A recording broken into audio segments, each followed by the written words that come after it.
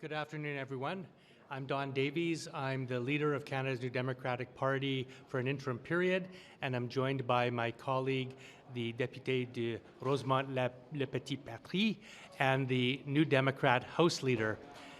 This is a new Parliament, and we're very anxious as New Democrats to bring the voices of the 1.2 million Canadians who voted for us to this place and work hard to champion the priorities that we heard from working people from coast to coast to coast to this chamber. I want to anticipate the throne speech tomorrow and share a little bit about what New Democrats are looking for in that throne speech and some of the priorities that we are going to advance this Parliament. First, affordability issues have affected working families in every province and territory of this country, whether it's the price of groceries, the price of utilities, the price of rent. Too many families are finding it impossible to pay their monthly bills. Second, and an important adjunct of that, is affordable housing. You know, there's a lot of issues in politics, but some are foundational, and housing is one of them. It anchors us in community.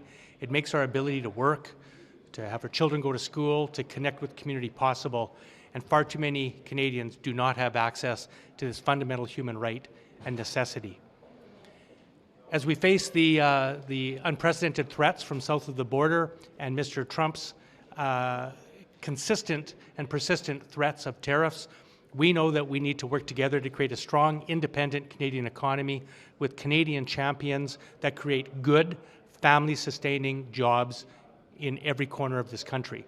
And so we are going to be bringing the voices of workers to the House of Commons and championing policies that improve their lives and make sure that workers in this country do not pay the price for Donald Trump's tariffs. And as we work together to build a more resilient, independent Canadian economy, that workers are an important piece of that and share in that project. Finally, healthcare will be a very important priority for the New Democrats. It's in our DNA. Now, we have seen already that Prime Minister Carney has announced that he intends to find $28 billion in cuts to the federal budget. Now, New Democrats don't believe that cuts to public services are wise at this time or at any time, and we will be scrutinizing those extremely carefully to make sure that we protect, as New Democrats, the services that Canadians rely upon. But absolutely, we want to make sure that those cuts do not come at the expense of Canadians' health. New Democrats believe that we must strengthen our healthcare system. We have to expand our healthcare system, and that a strong, resilient, independent Canada has a strong, resilient, healthy population. Finally, I just want to say that as I embark on this privilege of leading the New Democratic Party at this important time in history, I'm keeping our late leader, Jack Layton, firmly in my mind. And he's someone that I'm going to use as a model as I move forward for whatever period of time I have as leader of this party. And I remember Jack saying that there were two very important things to remember. One is that it's every parliamentarian's first job to make Parliament work for Canadians. And second, he said that a good opposition doesn't just oppose, it proposes. And I'm going to keep those admonitions and those ideals and values firmly in my mind as we move forward. I'm now going to turn over the microphone to my colleague, Monsieur Boulerice, for his comments in French, and then we'll take your questions. Thank you. Merci. Bonjour tout le monde. Alexandre Boulerice, député de Rosemont-Petite-Patry. En ce premier jour de retour du Parlement, je pense que nous, comme néo-démocrates, on veut exprimer le fait qu'on est ici pour travailler. Travailler pour les gens, travailler pour les Québécois puis les Canadiens, travailler pour les travailleurs et les travailleuses. On est le parti des travailleurs et des travailleuses.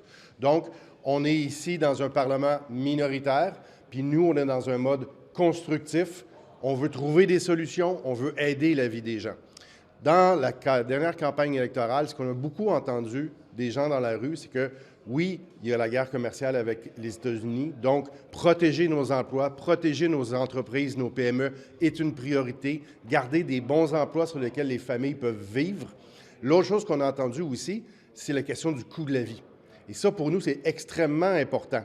Que le fait que les gens soient capables de se payer l'épicerie, de payer une maison, de payer un loyer, puis d'être capable de joindre les deux bouts puis de payer leurs factures. C'est une grande priorité pour les gens, c'est une grande priorité pour nous comme néo-démocrates. Alors, des bons emplois, protéger le coût de la vie pour les personnes, également trouver des solutions sur le logement, avoir du logement hors marché, du logement réellement abordable, puis également être capable d'investir dans notre réseau de la santé. Avoir accès à un médecin puis à des infirmières est pour nous quelque chose qui est essentiel. Ça fait partie de nos gènes au NPD, un système de santé public puis universel. On va vouloir le protéger. On est inquiet déjà que M. Carney indique qu'il veut couper 28 milliards de dollars dans les opérations du gouvernement fédéral. Nous, on ne pense pas que ça doit se faire sur le dos de la santé des gens puis notre système de santé qui en arrache déjà énormément. Alors, on ne veut pas de coupure dans les transferts aux provinces en santé, mais on est prêt à travailler avec l'ensemble des parlementaires dans ce nouveau Parlement pour trouver des solutions pour les gens. Alors, comme m'a dit Don, Jack Layton nous disait, le rôle d'un parti, de l'opposition, c'est de s'opposer, oui, mais aussi de se proposer. Et c'est dans cet esprit-là qu'on est aujourd'hui avec ce nouveau gouvernement libéral minoritaire. Merci. Qu'est-ce que ça vous dit que le roi Charles vienne lire le discours du trône demain? Est-ce que c'est utile? Est-ce que ça envoie un réel message, par exemple, au Bureau ovale aux États-Unis? Bien, si on veut passer un message qu'on veut protéger la souveraineté du Canada, on n'est pas convaincu au NPD que c'est une bonne idée d'aller chercher le roi d'une autre nation pour venir dire qu'on défend la souveraineté canadienne. On aurait pu le faire nous-mêmes. Et si le Bloc québécois dépose un projet de loi dans les prochains jours pour abolir, par exemple, le serment au roi puis toutes les références monarchiques, allez-vous appuyer ce genre de démarche-là comme... Bien, moi, comme Québécois puis comme élu, j'ai des gros problèmes avec le système monarchique parce qu'il n'est pas démocratique. Mais encore là, je n'ai pas vu le projet de loi, alors il faudrait l'étudier.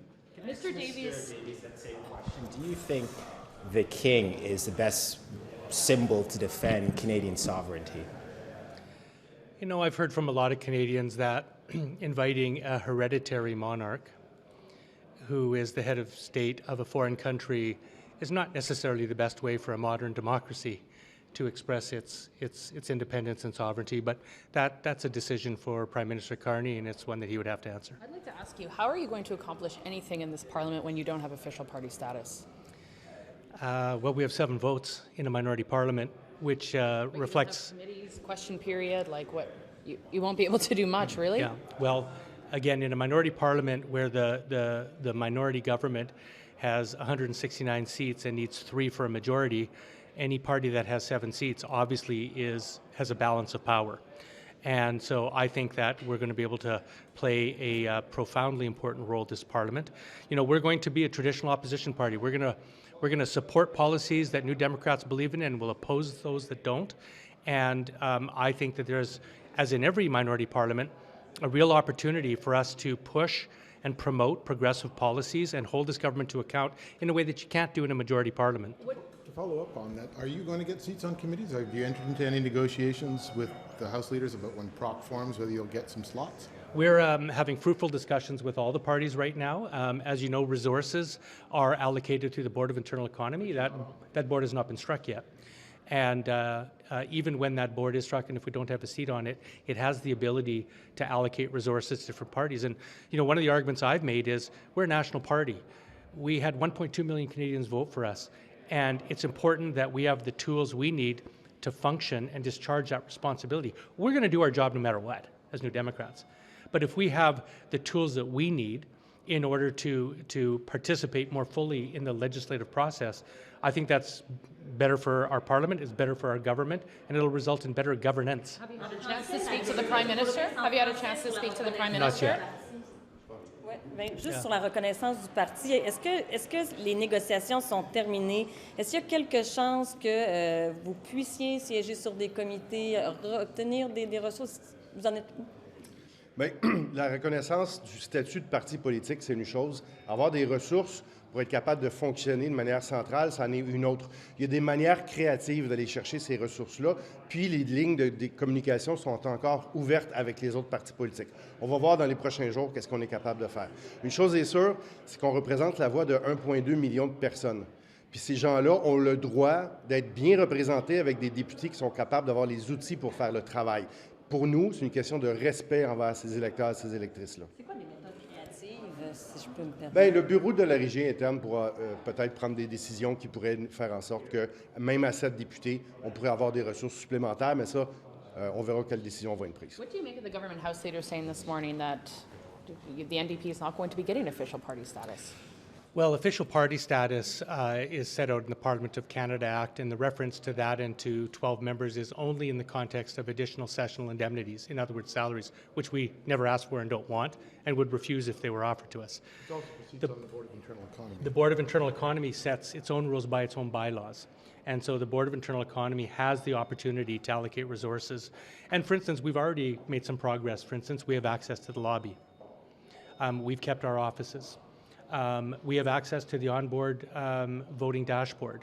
These are all little privileges that are only afforded to recognized parties, but we should be able to get those because it'll help us do our job better. But just did you request from either the House Leader or the Prime Minister's office to become a recognized party or official party status, even though you didn't hit that 12-seat threshold? Yeah, it's something that we from the very beginning said was a possibility. As you may know, this is done all the time in provinces across this country. It's happened, by my research, at least 10 times. Every party has done it.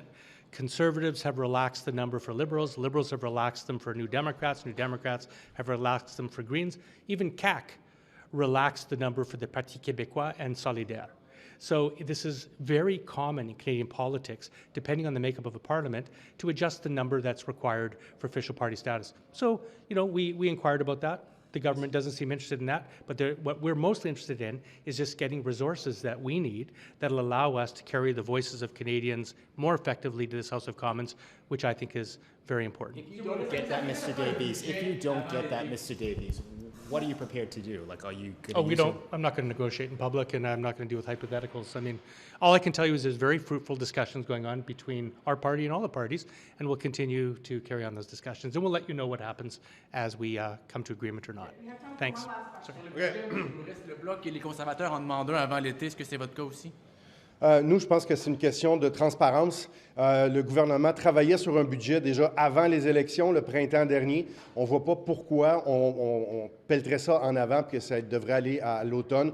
C'est une question on est un pays du G7, ça fait un petit peu bizarre de ne pas avoir de budget. C'est une question de respect et de transparence envers les gens. Can we just get that in English? Should we just get that in English, Neil? Oh, yes, yes. Want to say it in English? Same thing in English? Yeah, go ahead. Yeah. She wants you to say it in English. So yes, I think that as a G7 country, we should have a budget in the coming weeks. I think it's really strange not to say that we can wait for the fall. And the federal government was already planning a budget last spring, so I don't know why we should wait. Okay, thank you. Okay, merci.